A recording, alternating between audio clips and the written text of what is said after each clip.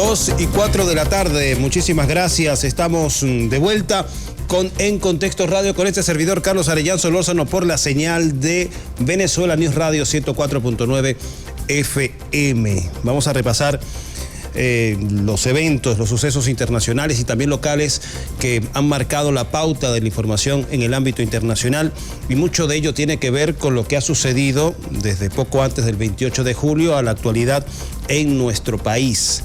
Después de las elecciones presidenciales ganadas por el presidente Nicolás Maduro Moros, se desarrolló toda una saga de maniobras que intentan desconocer el triunfo del presidente Nicolás Maduro. Se ha tratado de vertir la versión del fraude, de la manipulación de las votaciones, y esto ha desembocado también en una serie de reacciones internacionales y también de análisis a lo interno de nuestro país.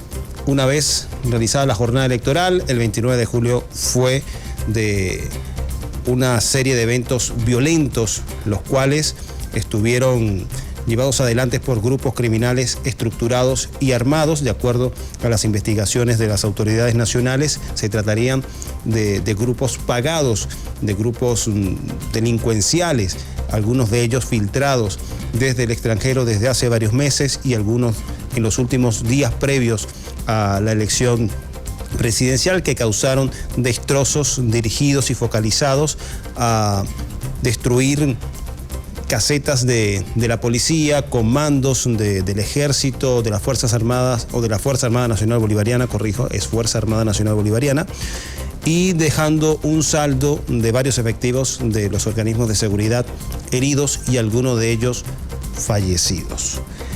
Sobre esta trama, la cual ha tenido un importante componente mediático, y en especial a través de las redes sociales y de ataques cibernéticos dirigidos y focalizados a tratar de vulnerar el sistema de votación de Venezuela, que consiguió ralentizarlo durante la jornada del 28 de julio, más no así adulterar o vulnerar los datos de la votación. El presidente de la República, Nicolás Maduro, ha planteado el concepto de ciberterrorismo o ciberfascismo, un golpe de Estado cibernético que emplea estos mecanismos del Internet y también de las redes sociales para llevar adelante un proceso de desestabilización, y en el cual en los días posteriores al 28 de julio también estaría direccionado a acceder a datos, los números telefónicos de funcionarios públicos, en especial de agentes de los cuerpos de seguridad y en particular de la Fuerza Armada Nacional Bolivariana, para tratar de desmoralizarlos, de inmovilizarlos y con ello conseguir algún tipo de resultado político. Vamos a revisar lo que dijo el presidente de la República justamente sobre este tema en el contexto del reciente aniversario de la Guardia Nacional Bolivariana, en donde habla del ciberfascismo, golpe ciberfascista. Por eso es que yo hablo de golpe cibernético. En este caso, un golpe de Estado ciberfascista criminal. Porque el doctor y profesor, investigador, intelectual, apreciado Luis Brito García hizo la denuncia, ahí mismo, ¡ping!, le cayeron encima, para censurarlo, para que nadie lo escuchara antes de las elecciones del 28 de julio. Pero para ellos es vital herir desde adentro a la Fuerza Armada Nacional Bolivariana. Intentar dividirla, desmoralizarla, desmovilizarla, porque ellos siguen creyendo que los militares venezolanos están subordinados a las órdenes de la oligarquía sangre azul o del imperio norteamericano. Por eso la campaña de acoso cibernético en las cuentas de WhatsApp, llamadas, mensajes, nada nuevo que no hayamos visto en las otras películas. Bien, nada nuevo que no hayamos visto antes. Así terminaba su reflexión el presidente de la República en este extracto de lo que fue su intervención el día 4 de agosto en el aniversario de la Guardia Nacional Bolivariana, también fecha en la que se recuerdan los 6 años del magnicidio en grado de frustración cuando se intentó, cuando se activó o se empleó un dron cargado con explosivos que tenía el objetivo de asesinar al presidente y también al resto de la cúpula política y alto mando militar que estaba concentrado en esa oportunidad en el acto de aniversario de la Guardia Nacional Bolivariana. El presidente decía que esta película ya la hemos visto antes y justamente sobre este aspecto de que no hay nada nuevo en esta última arremetida, conversamos con el analista e investigador Franco Vielma, quien analizando para nosotros en Contexto Radio sobre este tema, reflexionaba que hay muchos aspectos de esta agresión con componentes cibernéticos, con el empleo agresivo y direccionado de las redes sociales para condicionar o sugestionar a la población. No es la primera vez que sucede en Venezuela. Vamos a escuchar a continuación la reflexión que compartiera con nosotros Franco Vielma, analista e investigador de Misión Verdad. La connotación del uso de herramientas tecnológicas como parte de otro conjunto de tecnologías políticas para generar un cambio de régimen en Venezuela no es completamente nuevo. Es decir, este elemento también apareció en los años 2014, 2017, 2019, pero se ha elevado a un nivel exponencial el desarrollo pues, de este tipo de tecnologías y la implementación a rigor dentro pues, de una componente y dentro de una estrategia de golpe de Estado en marcha, ¿no? Entonces, yo creo que hay que comprender los actores involucrados, es decir, hay elementos claros que refieren que el mismo Elon Musk de la empresa X está involucrado en esto, dado que ellos banearon las cuentas que apoyaban al presidente Nicolás Maduro durante la campaña y ha hiperfavorecido con el algoritmo a todas las cuentas que han promovido la violencia en los últimos días. Pero además de eso, la red social Meta y su dueño Mark Zuckerberg, quienes están jugando un rol activo en la hipersegmentación de mensajes y colocación muy eficaz dentro de las plataformas, como es el caso de Instagram, como es el caso de Facebook y como es el caso pues, de WhatsApp, que es de mensajería. Creo que hay factores de interés, obviamente, sobre las riquezas venezolanas, sabemos eso. Sabemos que el coltán y sabemos que el oro pues también son insumos indispensables para el desarrollo de las cadenas de producción de las nuevas tecnologías. Pero obviamente ellos también juegan de manera comprometida con la estrategia del Departamento de Estado y de los organismos supranacionales de acción y de desestabilización que están puestos por Estados Unidos, ¿no? Y creo que es parte pues también del juego que hay. Bien, escuchábamos a Franco Vielma, 2:13 de la tarde. Estaba reflexionando justamente sobre los componentes de esta reciente agresión en contra de Venezuela, la cual emplea con especial énfasis las redes sociales, el Internet. También nos compartía Franco Vielma el análisis de que la estrategia opositora de la extrema derecha no solo apuntaló el uso de las redes sociales, creando la sensación de un conflicto generalizado a través de la divulgación de imágenes de focos de guarimba. Este escenario se vio aplacado, inmediatamente intervinieron las autoridades y pudieron volver a gestionar el orden público de manera rápida y eficiente. Y una vez que se produce este control, también la estrategia opositora viene en declive una vez que no se producen los escenarios de calle que tenían planteado en el contexto de este intento de golpe cibernético. Franco Vielma con el análisis justamente de este detalle. La oposición se quedó sin fuerza en la calle. en la etapa actual. Sin embargo, no todo ha salido perfectamente bien para la oposición. Es decir, a pesar de la agresividad y de la consistencia de los mensajes, ellos no han logrado construir y desarrollar una orgánica de calle que se traduzca en reacciones grandes y conmociones a gran escala que perturben la paz y la tranquilidad, tal como ocurrió en años anteriores. Y esto parece inscribirse pues dentro de una nueva psiquis, una nueva mentalidad colectiva que predomina, que es el pragmatismo. Es decir, hay seguidores de la oposición que no esperan salir si no hay resultados a simple vista. Hay muchos de ellos que también prefieren preservar la estabilidad, preservar la paz y resguardar su seguridad. Y en el caso pues de las conmociones callejeras, agitaciones y todas estas situaciones promovidas luego de las elecciones del 28 de julio, creo que para la oposición los planes no han salido exactamente como ellos quisieran, dado que el frente de calle se ha debilitado bastante y pues no está generando todas las condiciones, entre comillas, justificantes para avanzar dentro de una estrategia de golpe en otros frentes y con otros actores. Así que, digámoslo así, si bien hay un desarrollo de escenarios de guerra cognitiva, digital, construcción de opinión, ingeniería de redes, construcción de conversación pública, no están siendo absolutamente determinantes y no están siendo absolutamente decisivos.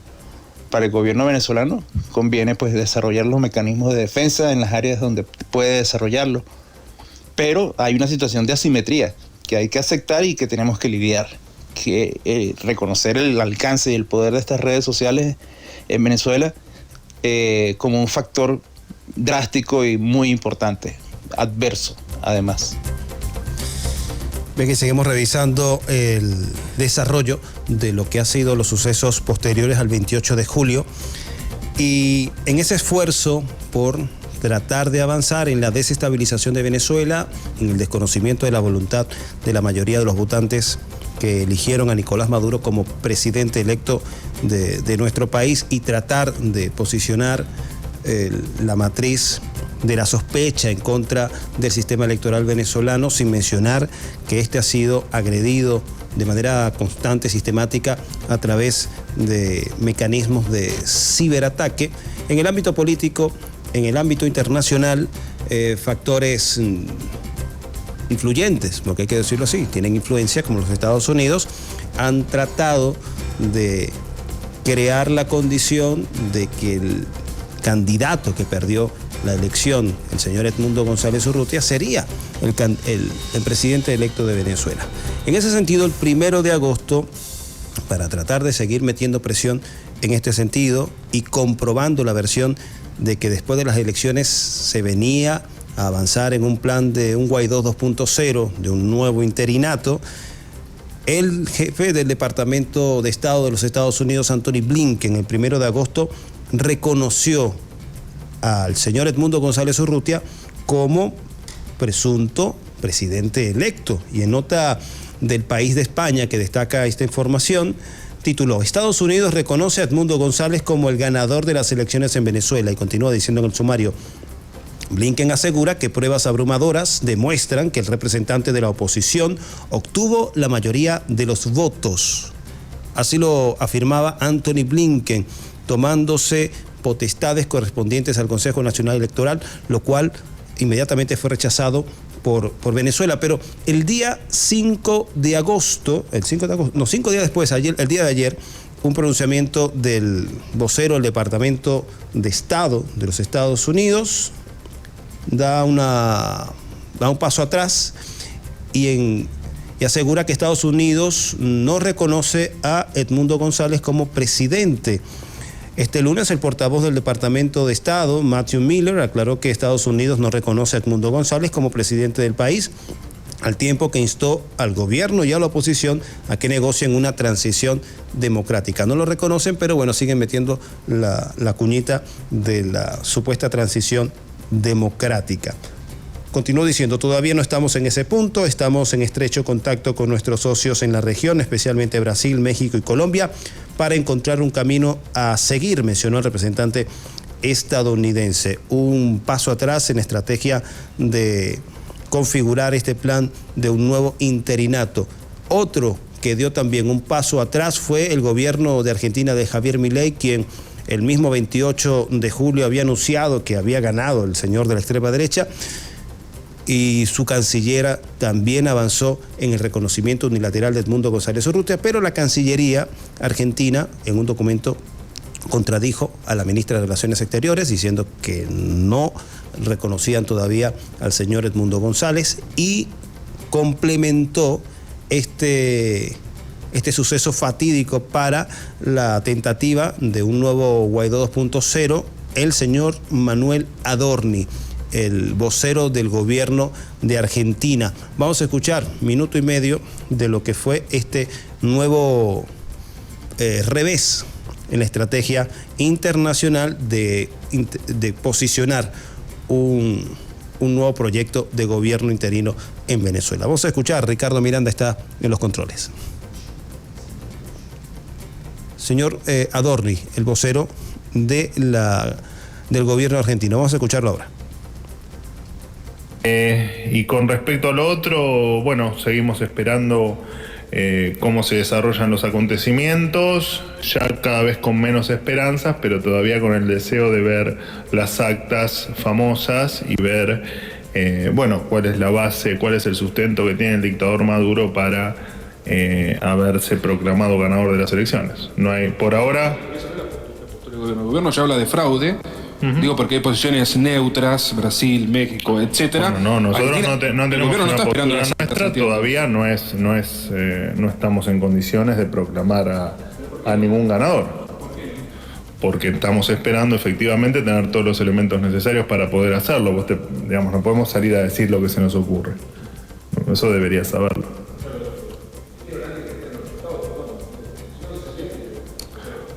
No hay que, no se entiende.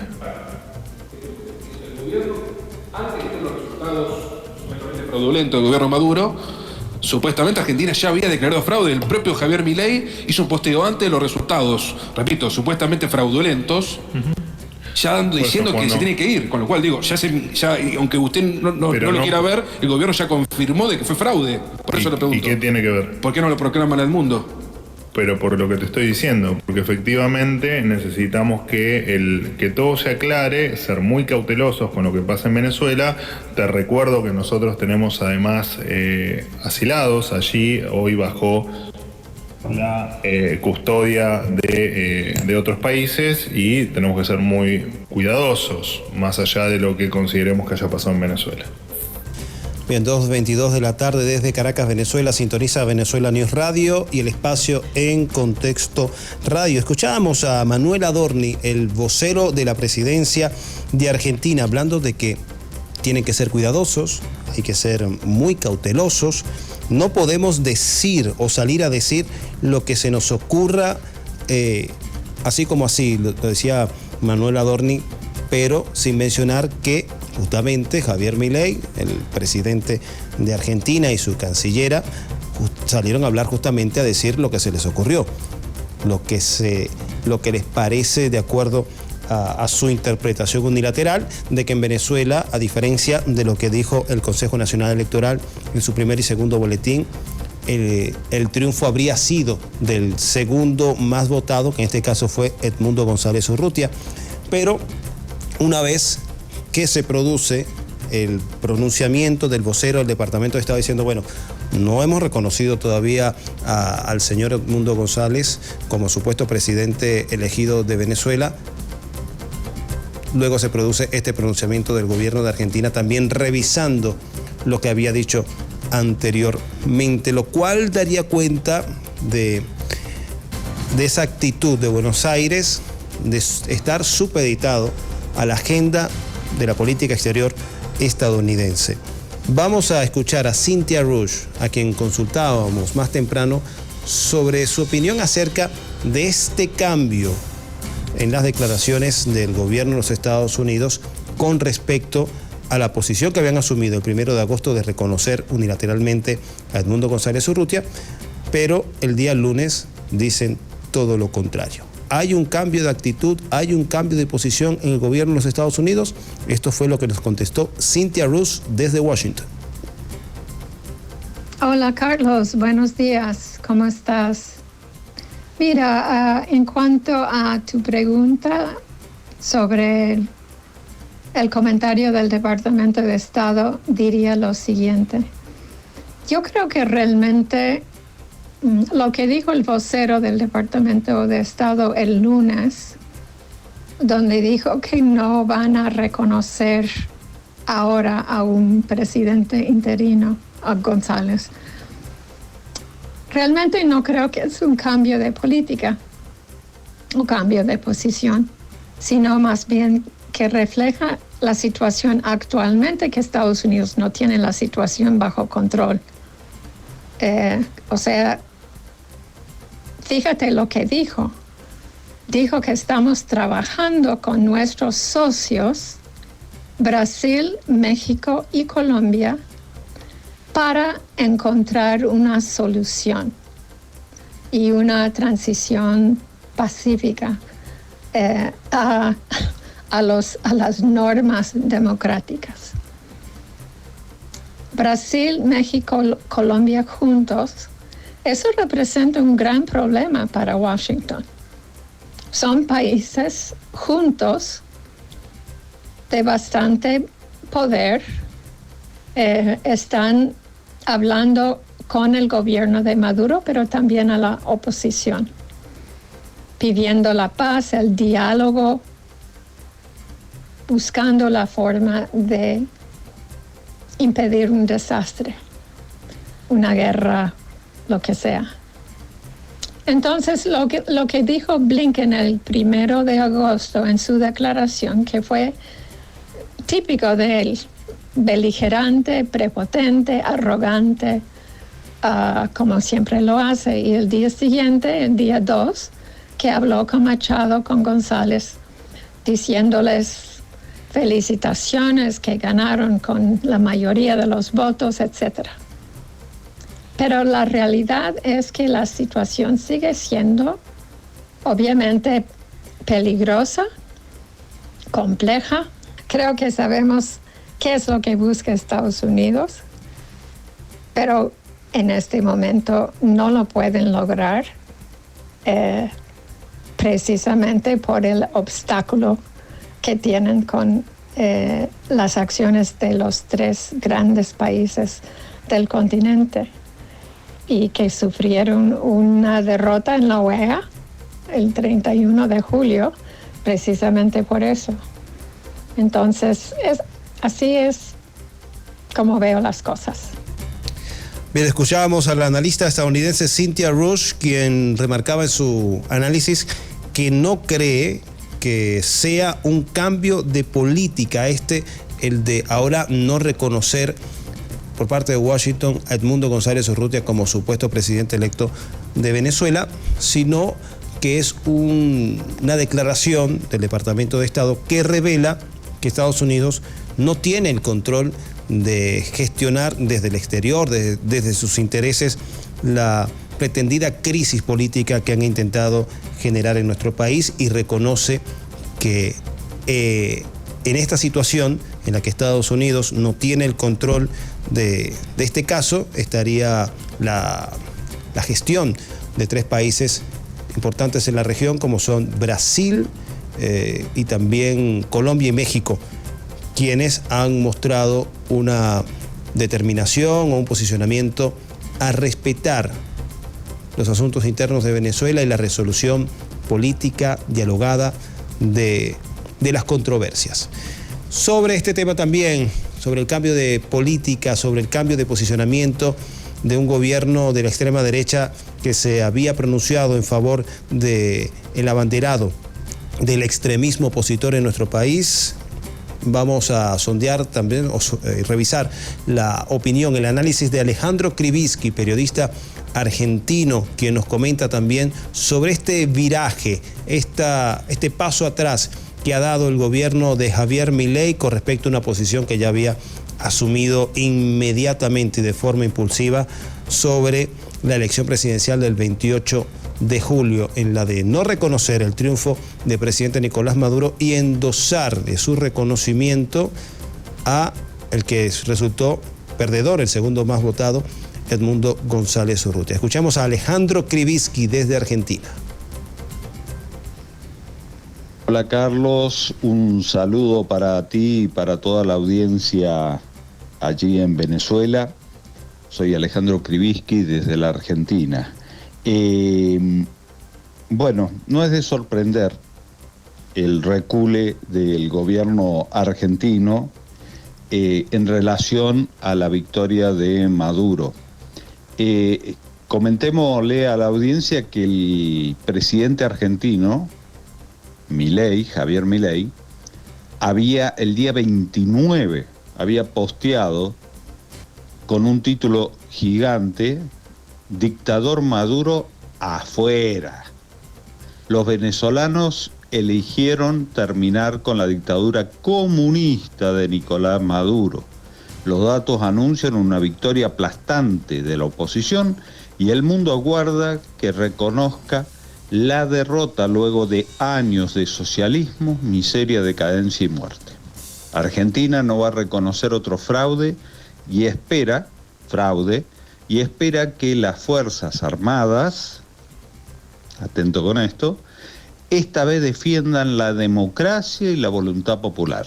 La libertad avanza en Latinoamérica, había dicho a horas nomás de las elecciones allí en Venezuela, donde yo tuve el honor de ser veedor y ver que se realizó en total normalidad, en paz, en tranquilidad, en las escuelas, visité y he sido testigo de una fiesta de la democracia que fue empañada por lo que todos ustedes ya saben, pero que el mundo en sí no saben, porque específicamente el mundo occidental estamos todos encerrados en un campo de concentración mediático, conducido el campo por los capos de Washington.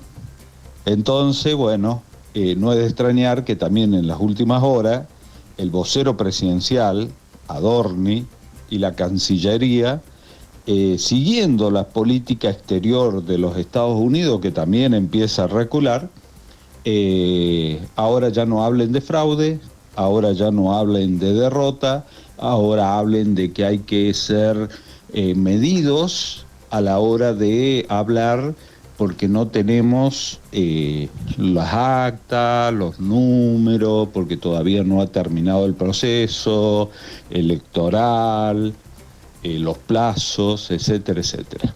Bueno, el gobierno de Milei, mi querido amigo y radio audiencia, no tiene valor su palabra, y mucho menos a la hora de hablar de un país hermano.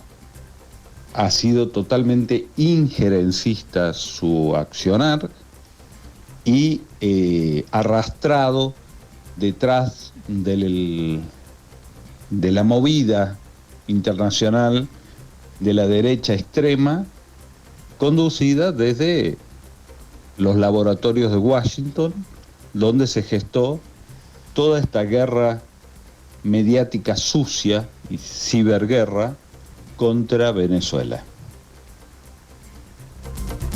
Bien, era el comentario que nos compartía Alejandro Krivitsky, periodista argentino, quien, como lo decía, también estuvo en nuestro país observando el desarrollo del proceso electoral y también ejerciendo ese rol de contrainformación en el sentido de que desde el exterior, desde la Argentina muy especialmente, se venía elaborando un relato, una narrativa muy distinta a lo que fue el desarrollo del proceso electoral, al menos el día 28 de julio. Fue un factor importante que contribuyó a generar información distinta al relato que se pretendía posicionar sobre el proceso electoral de Venezuela. Ese trabajo, parte de ese trabajo, lo hizo Alejandro Krivitsky, quien también tiene un canal de YouTube bastante importante, interesante, que es Periodismo Patriótico, al cual invitamos seguir y suscribirse. 2:34 de la tarde, se nos fue la primera media hora del programa analizando lo que ha sido el desarrollo de la dinámica del postelectoral del 28 de julio, la cual ha sido de mucha expectativa, tensión y la cual estuvo envuelta por episodios lamentables de violencia y que estaban configurados en el marco de un plan insurreccional de desestabilización que intentó desconocer las instituciones, el resultado de las elecciones o la votación del 28 de julio y tratar de generar las condiciones de un violento cambio de régimen. Afortunadamente las autoridades, los cuerpos de seguridad actuaron a tiempo y de forma eficiente y garantizaron en poco más de 24 horas el aseguramiento del orden interno y pusieron de relieve ese valor, esa situación de paz y tranquilidad que veníamos disfrutando los venezolanos y que continuamos al día de hoy también disfrutando. Por lo cual el valor de la paz adquiere una dimensión absolutamente importante y valiosa, porque no se sabe la importancia de la paz una vez que deja de tenerse. Así que importante remarcar lo fundamental del trabajo de los organismos de seguridad del Estado y del gobierno venezolano para asegurar el orden interno, la paz y la tranquilidad del país. Corresponde hacer nuestra primera pausa. Ricardo Miranda nos tiene un excelente tema para este receso musical. Al terminar, estamos de vuelta con En Contexto Radio.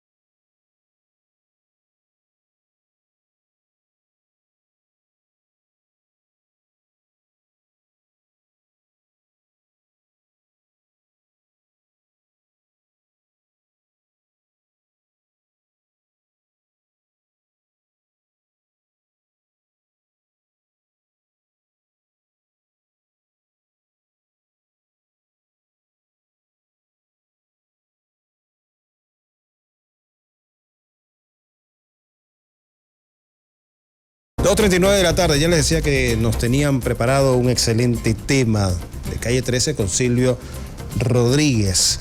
Mientras seguimos acá en nuestro repaso por las informaciones internacionales más destacadas de la última semana, seguramente nos dirán, faltan temas, Carlos, faltan muchos temas, pero también estará de acuerdo conmigo que los que hemos mencionado no podían estar fuera de este vistazo que hacemos durante esta hora en Contexto Radio por 104.9 FM, Venezuela News Radio. Esta semana también hubo crisis política en Bangladesh. Ahí la primera ministra de ese país renunció y abandonó esa nación en medio de violentas protestas. Ella, Sheikh Hasina, la primera ministra, dimitió y abandonó el país, esto en medio de los violentos disturbios que se habían cobrado la vida de centenares de personas en los últimos días.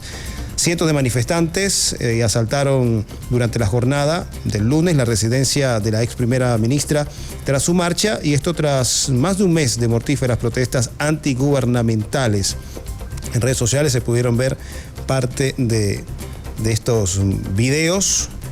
Una fuente cercana a Hasina, que fuera la primera ministra ya dimitida de 76 años, había declarado anteriormente a la agencia France Press, AFP, que había abandonado su palacio para dirigirse a un lugar más seguro huyendo de la capital, Daca. Lo hizo en un helicóptero. Sobre este tema conversamos con el analista argentino Tadeo Castiglione, quien nos hace algunas precisiones sobre por qué se generó esta crisis y destaca entre los aspectos que desencadenan una serie de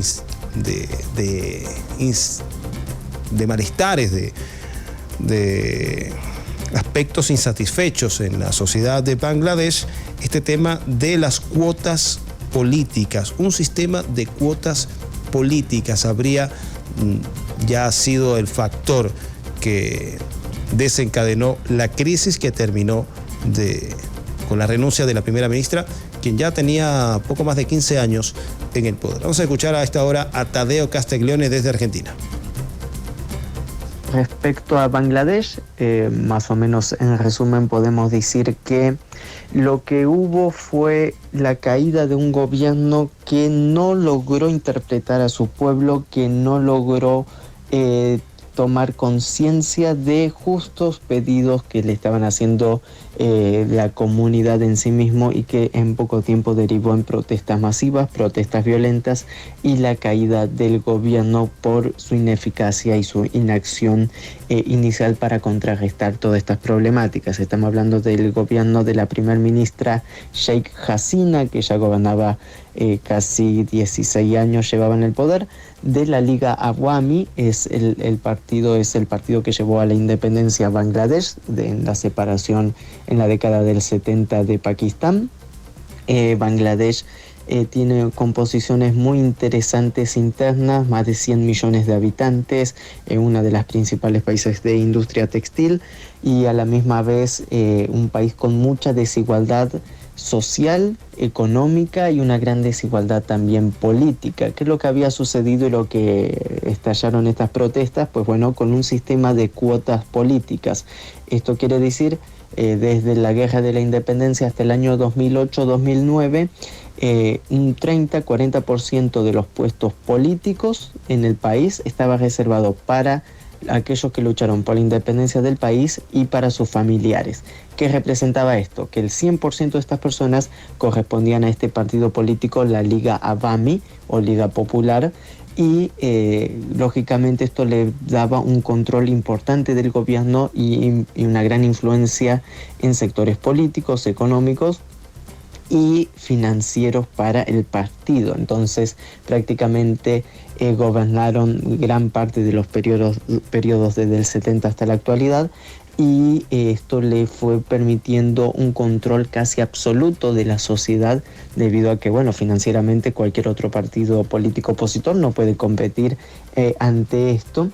Y bueno, si bien esto en el 2009 fue sellado y no se siguió con este sistema de cuotas, la primera ministra Sheikh Hasina intentó reinstaurar el sistema de cuotas, obtuvo una aprobación legal de la Corte Suprema y de los diferentes juzgados en Bangladesh para avanzar con respecto al sistema de cuotas. Y esto estalló en grandes protestas, principalmente desde los movimientos estudiantiles y académicos que veían una gran injusticia de que una élite política controlara todos estos factores de poder, lógicamente. Y la represión del gobierno terminó generando todo el caos que se llevó puesto prácticamente al gobierno de Sheikh Hasina. Bien, escuchábamos a Tadeo Castiglione, que nos hacía un resumen sobre lo que sucedió en Bangladesh y que derivó en la renuncia de la primera ministra Sheikh Hasina, que a través de este mecanismo de las cuotas políticas terminó de desbordar a un país con una serie de conflictos acumulados. También en el análisis de la crisis en Bangladesh, Tadeo Castiglione nos comparte otra vertiente, y es la de tratarse de un país muy desigual, en el cual se ha experimentado y desarrollado severas políticas neoliberales que han agudizado las diferencias sociales en ese país y que se han expresado, junto con otras necesidades insatisfechas, en la crisis en Bangladesh. Escuchemos. Pero hay otros ejes que hay que tener presentes en el análisis, estimado Carlos, que hay que incluirlo principalmente en lo que va respecto a un país neoliberal, con grandes políticas neoliberales, gran aliado de las políticas neoliberales del Foro Económico Mundial de Davos, del Fondo Monetario Internacional, siguiendo las clásicas recetas, los cuales permitió que el país se ahogue en una desigualdad creciente, pese a que el país mantenía un desarrollo, vamos a decirlo, importante, pero no se veía reflejado en la calidad de vida de la población. Y la primera ministra creyó que podía ser buena aliada de Estados Unidos por siempre, pero Estados Unidos no tiene aliados, sino que lo único que tiene son socios y temporales. Y el día de mañana, bueno, cambia la situación, estás en la cuerda floja. La situación con Sheikh Hasina parece ser esa. Un gobierno de Bangladesh de origen islámico sunita, el 90% de la población es musulmana, pero que internamente apoyaba al gobierno de la India y a una minoría hindú dentro de Bangladesh. Entonces esto también correspondía a severos problemas internos en Bangladesh, porque representaba a esta minoría hindú, de religión hindú, y que se había llevado a cabo persecuciones, ataques reiterados contra la mayoría musulmana, la cual no recibió ninguna protección del gobierno. Entonces, esta caída de un gobierno pro-indio deja las puertas abiertas a que sectores pro-pakistaníes, incluso pro-chinos, podrían utilizar esta situación para lograr y posicionarse en Bangladesh con un gobierno que responda a otros sectores. Hay que ver también si acaso desde algunos sectores de Estados Unidos también aumentaron y provocaron un uso desmedido de la violencia militar para justificar la caída de este gobierno, pensando ellos en que el Partido Nacional de Bangladesh, que es un partido opositor pero que no tiene un gran peso en la sociedad, tome el poder de Bangladesh y que el control ahora del gobierno de transición lo tiene el ejército de Bangladesh, y muy probablemente se lleguen a cabo diversas negociaciones que van a terminar con un gobierno un poco más duro desde ámbitos religiosos. Y esto hay que tener en consideración que Bangladesh casi queda en un escenario de guerra civil actualmente, lo cual marca una tensión social muy grande. Principalmente ahora ya no es un conflicto político o social, sino que directamente étnico-religioso. Escuchábamos a Tadeo Castiglione dándonos contexto sobre los sucesos recientes en Bangladesh, en donde una crisis política y social derivó en la renuncia de la primera ministra Sheikh Hasina, después de 15 años nos describía las condiciones de desigualdad social, también el factor que cataliza esta crisis política y social de las cuotas políticas, en donde, lo cual corresponde al aseguramiento de algunos puestos políticos para personalidades o familiares que estuvieron involucrados en la lucha por la independencia de Bangladesh en los años 70 de Pakistán. En información de actualidad sobre este caso, informa la BBC de Londres, BBC News Mundo, que el banquero de los pobres, así dice Mohammad Yunus, el premio Nobel que liderará el gobierno interino de Bangladesh con el masivo respaldo de los estudiantes. Es la designación de Mohammad Yunus, conocido como el banquero de los pobres, será el encargado de llevar el relevo del gobierno que quedó vacante con la renuncia de la primera ministra Sheikh Hasina. Corresponde hacer nuestra segunda pausa. Rapidito nos vamos con este tema y al regreso vamos a revisar una hazaña del olimpismo. Este programa no es de deportes, pero es importante reseñar esta hazaña del olimpismo del luchador cubano Mijaín López. Vamos con un tema de Fito Páez y no se aparte, estamos de vuelta a minutos.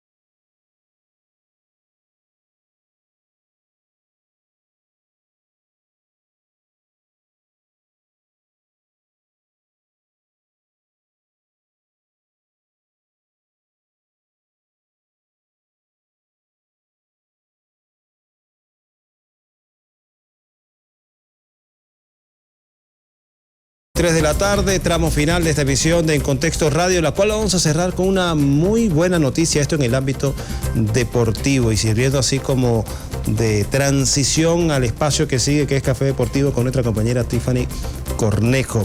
Y es con la muy buena noticia de lo que fue el triunfo del cubano Mijaín López, quien rompe un histórico récord en los Juegos Olímpicos. Esta oportunidad en París 2024, el atleta cubano Mijaín López, de 41 años de edad, logró este martes imponer uno de los récords más difíciles de los Juegos Olímpicos al ganar la medalla de oro por quinta ocasión consecutiva en una disciplina individual, en este caso la lucha grecorromana. De forma consecutiva, Mijaín López es el único deportista en la historia de los Juegos Olímpicos en ser campeón durante 5 ediciones seguidas. Estamos hablando de Beijing 2008, Londres 2012, Río 2016, Tokio 2020, que se hizo en el año 2021, y en París 2024. Oscar Figueredo, periodista de Cuba Debate desde París, nos envía el informe de esta hazaña de Mijaín López. Sí, muy buenas para ti, Carlos, y para todos los que nos escuchan a esta hora. Pues desde París, la gran noticia en estos días y la gran noticia de estos Juegos Olímpicos, que yo creo que era una de las cosas más esperadas, fue esta quinta medalla de oro del cubano Mijaín López en la división de los 130 kilogramos de la lucha greco-romana. La gran noticia se llevó a cabo porque ninguna persona, ningún atleta había logrado 5 medallas de oro consecutivas en una misma prueba individual, y realmente eso ha hecho romper todos los paradigmas, digamos. Está en el Olimpo sembrado como los grandes héroes, no solamente para Cuba, sino yo creo que para todo el mundo. Ayer en la noche estuvo incluso el presidente del COI, Tomás Bach, estuvo aquí presente en la sala donde se dio, en los Campos de Marte, donde se dio esta última pelea, este último combate, y realmente fue un momento de muchísimo júbilo, de muchísima expectativa, no solamente en Cuba, sino también aquí en los propios franceses celebraron una y otra vez con vítores esta gran celebración. Tenemos que recordar que Mijaín López comenzó, digamos, esta gesta de ganar todos estos Juegos Olímpicos hace 20 años. Salió derrotado en Beijing en el año 2018, pero a partir de ese momento no nada ni nadie se le impuso en su camino y realmente convirtió su camino de gloria. No solamente ha sido campeón olímpico, sino también ha sido múltiples veces campeón del mundo y también campeón panamericano y centroamericano. Ha sido en varias ocasiones también el abanderado de la delegación cubana. Esta vez también fue nombrado así, aunque no estuvo en escena por un problema de los entrenamientos. Y bueno, así se consagra en el Olimpo este hombre que ha marcado la historia no solamente de Cuba, sino repetimos, en la historia del mundo la que está en juego. También hay que decir que Mijaín López es un hombre sencillo, humilde, y que en la noche de ayer vivió su despedida, lo decía, le da paso a nuevas generaciones y que lo inspiraron a él jóvenes, pero también él quiere inspirar a nuevos jóvenes para que se conviertan y tengan este legado para Cuba, para el mundo y sobre todo para el deporte y para el olimpismo. Bien, escuchábamos el reporte de Oscar Figueredo, periodista de Cuba Debate, en la cobertura también de los Juegos Olímpicos de París 2024, a quien agradecemos su aporte para este espacio en Contexto Radio. Y ya para cerrar, justamente hablando de Juegos Olímpicos, ¿cómo marcha el medallero de estos Juegos? Los Estados Unidos en la cima, en la primera posición con 25 de oro, 33 de plata y 32 de bronce, 90 en total. Le sigue China con 24 medallas de oro, 22 de plata, 16 de bronce, para un total de 62. En la tercera posición, Australia, 17 doradas, 12 de plata y 10 de bronce, para un total de 39. En la cuarta posición, el país anfitrión Francia, con 13 de oros, 16 de plata, 20 de bronce y 49 en total. Hay que recordar, hay que remarcar que son unos Juegos Olímpicos sin la presencia de la delegación rusa, y no es especulación, no es una invención, pero creemos que mucho de este medallero sería muy distinto si estuviese la participación de Rusia en estos Juegos. Una incuestionable potencia deportiva que ha sido apartada del evento por argumentos políticos y geopolíticos. Así que, bueno, así marcha el medallero de los Juegos Olímpicos, un evento que no está al margen de las disputas internacionales entre potencias. 2:58 de la tarde, llegamos al final de este espacio en Contexto Radio.